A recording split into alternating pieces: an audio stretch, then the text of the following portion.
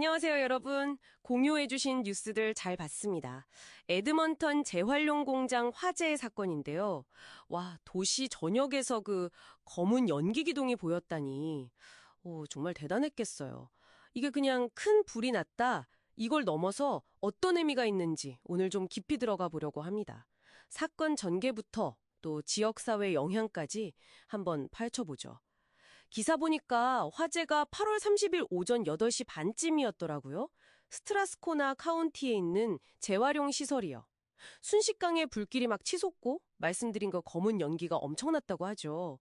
근데 당국 대응에서 좀 눈에 띄는 게 불 끄는 것뿐만 아니라 연기 자체에 대한 경고가 있었어요. 네, 맞아요.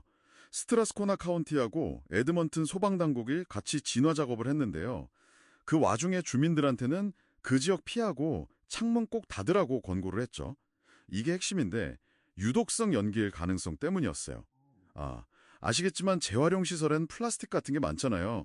태우면 유해물질이 나올 수 있으니까요. 아, 그렇죠. 다행히 인명피해는 아직 없다고는 하는데 그래도 당국에서 이 잠재적 위험을 얼마나 심각하게 봤는지 알 수 있는 대목이죠. 그러니까 불길 자체도 문제지만 그 보이지 않는 위험, 연기에 대한 경고가 빨랐다는 거. 그렇군요. 그리고 이 사건을 좀 더 보게 되는 게 보내주신 기사에도 나왔지만 여기가 예전에도 불이 났던 곳이라는 거예요. 이게 그냥 우연이 아니라 뭐랄까 뭔가 좀 구조적인 문제가 있는 건 아닐까 싶기도 하고요. 지금 경찰이 근처 도로 통제하고 있다고 하니까 현장은 아직도 좀 긴박한가 봐요. 네, 그 재활용 공장 화재가 처음이 아니라는 점은 확실히 중요하게 봐야 할 부분입니다. 사실 이런 시설들은 폐지나 플라스틱 같은 불붙기 쉬운 물질들이 그냥 쌓여 있는 거나 마찬가지거든요. 그래서 화재 위험이 늘 있는 곳이죠. 정확한 원인은 아직 조사 중이겠지만 이게 반복된다는 건 그 시설의 안전관리 시스템 자체나 아니면 다루는 물질의 종류, 어쩌면 그 규제나 감독 과정 전반에 대해서 좀 질문을 던져봐야 하는 거 아닌가 싶어요. 특히 이게 도시 바로 옆에 있는 시설이라면 더 그렇죠. 뭐랄까, 편리함과 위험성 사이에서 좀 아슬아슬하게 있는 느낌. 네, 맞아요.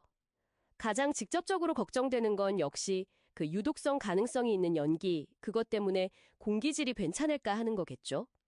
에드먼튼 시내에서도 연기가 보였다는 거 보면 그 영향 범위가 작진 않을 것 같고요. 알버타 환경국까지 나서서 공기질 모니터링을 시작했다고 하니 이게 좀 심각하긴 한가 봐요. 여기서 스트라스코나 카운티 시장 발표가 좀 흥미로운데요.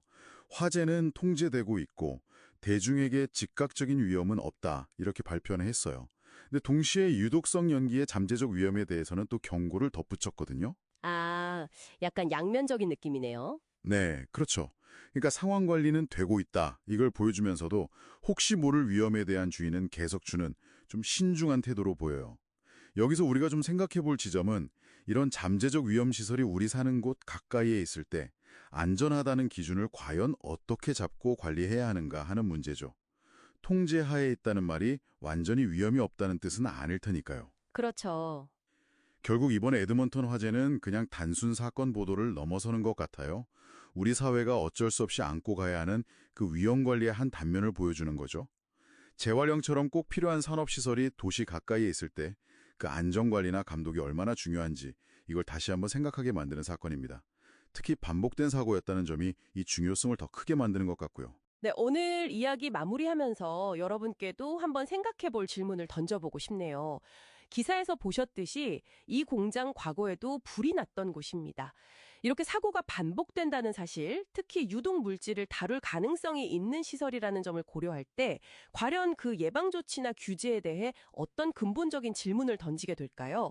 필수 시설이니까 이 반복되는 위험을 우리가 어디까지 받아들여야 하는 걸까요? 이 부분 한번 곱씹어 보시면 좋겠습니다.